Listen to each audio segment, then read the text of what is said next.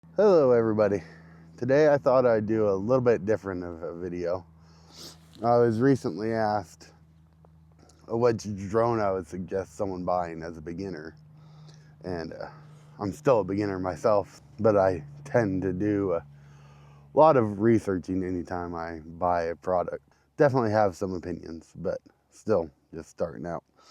But since I recently got the Mini 4 Pro, which is the other one I suggest to people that ask, other than the Air 3 that I bought initially, I figured I'd do a brief video comparing the two to just give my thoughts and opinions of which one would be best.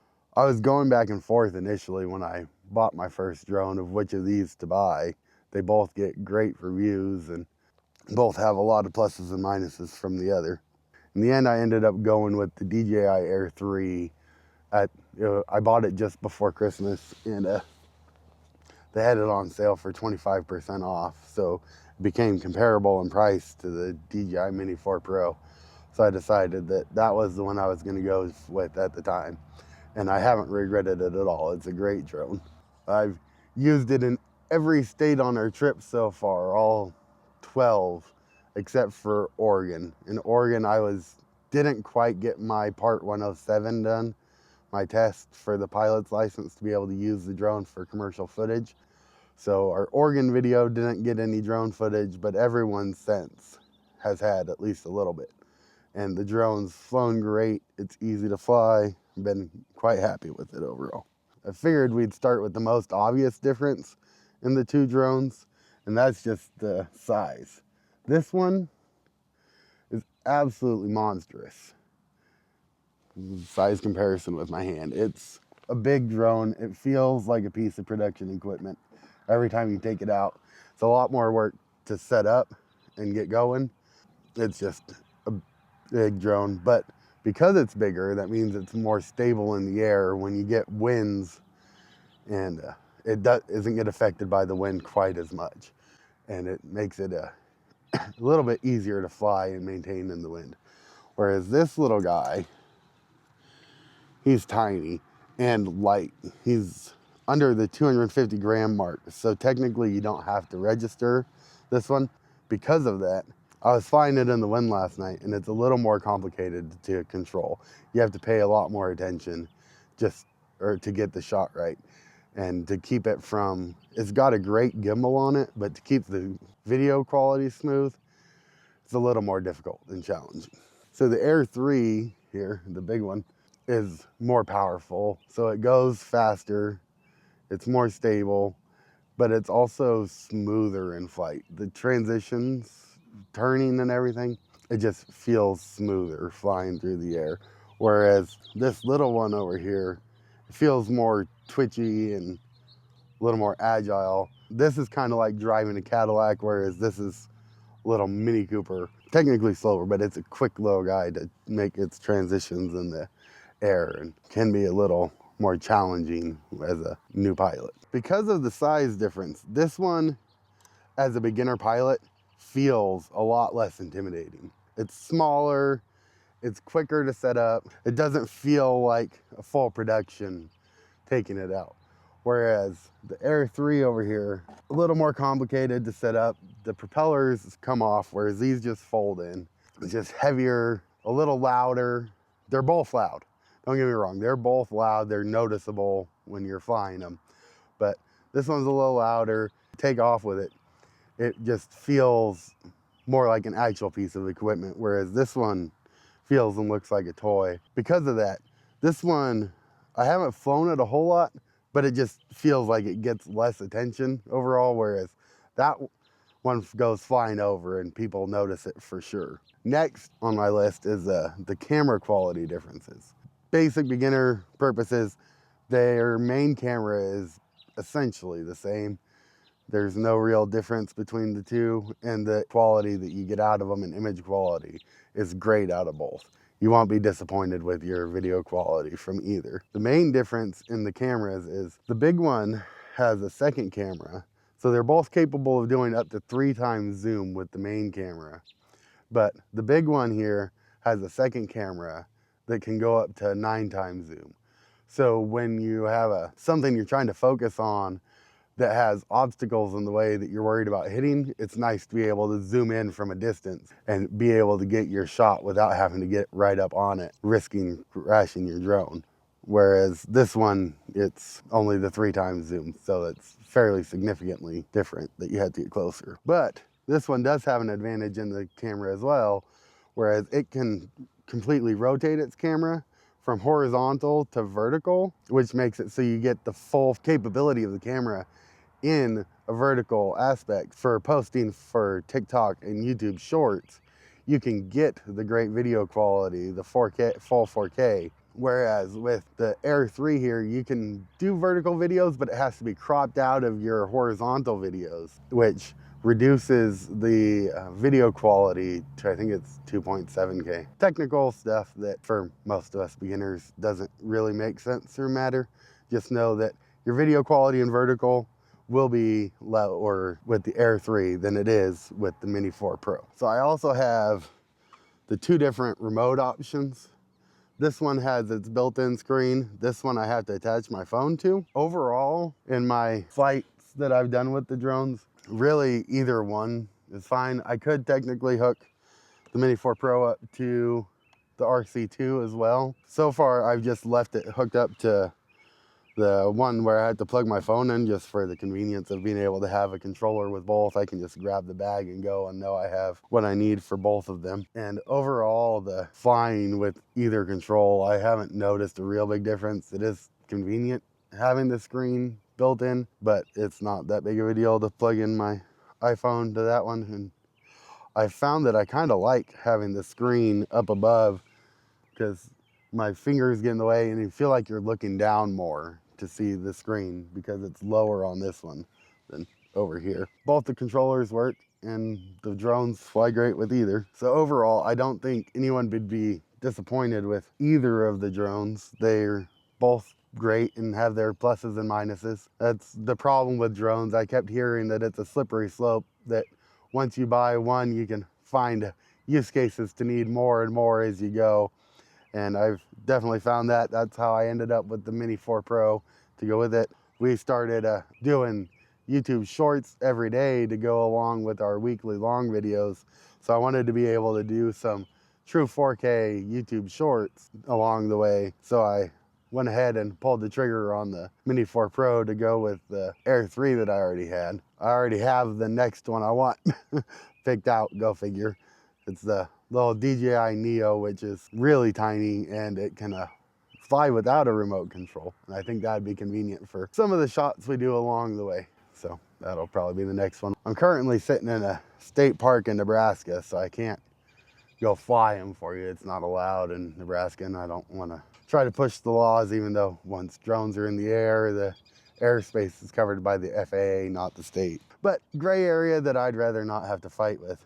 I wanted to go over the differences of the feeling of the drone, just the experience of taking it out of the package and getting it up in the air. The Mini 4 Pro here, it's less intimidating to take off and land with. I've done a few you just handheld takeoffs with it, where you just hold it out and take off from your hand and it goes off and flies.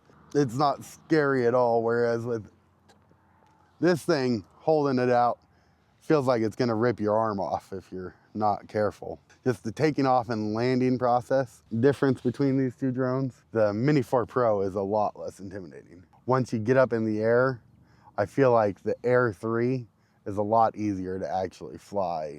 And here they are folded up for perspective, side by side. You can see the Air 3 just takes up so much more space, and the batteries, for comparison, side by side here.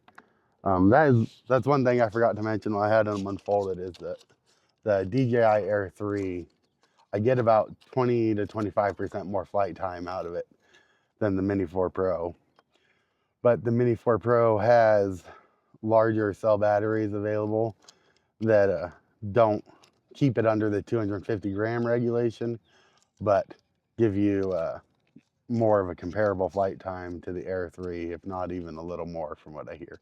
Both versatile pieces of equipment that plan on using quite extensively here in the future. And here we have them packed up in their cases. This one is the official DJI case that the Air 3 came with when you bought the Fly More combo.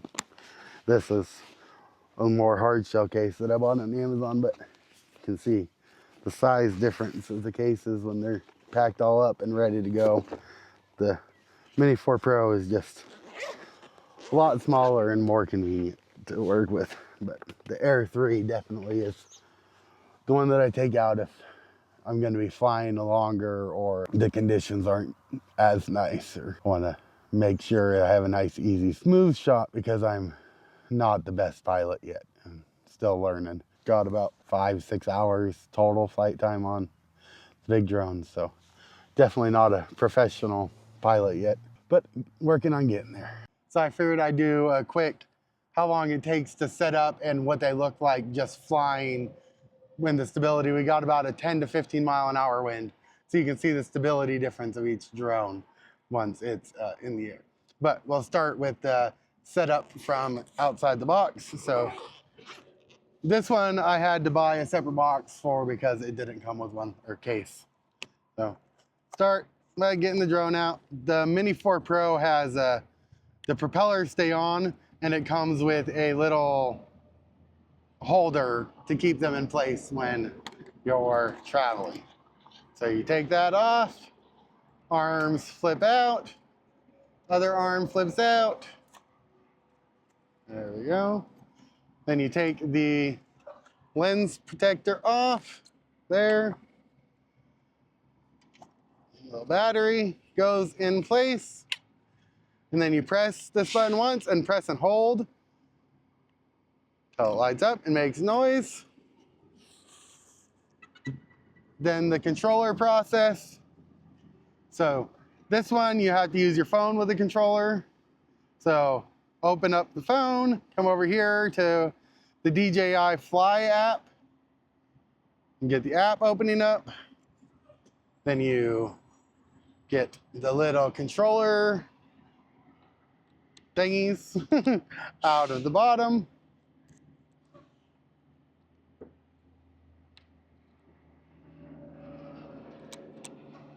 At this point, I turn on the controller, press, and then press and hold until it beeps. And then this comes up. You got the cord that you plug your phone into, so that plugs into your phone. Set it down here, and you get it under those little things, and you just push up into place and hit go fly. Go through all this stuff. Skip your pre-flight checklist. Don't show again. And it's ready to go. So you just push the two joysticks in, push the two joysticks down and in, and then you can either have it take off on its own, or you can press up. Not doing too bad, but it's definitely getting blown around a little bit, a lot of it. So you can see it struggles a little bit in the wind.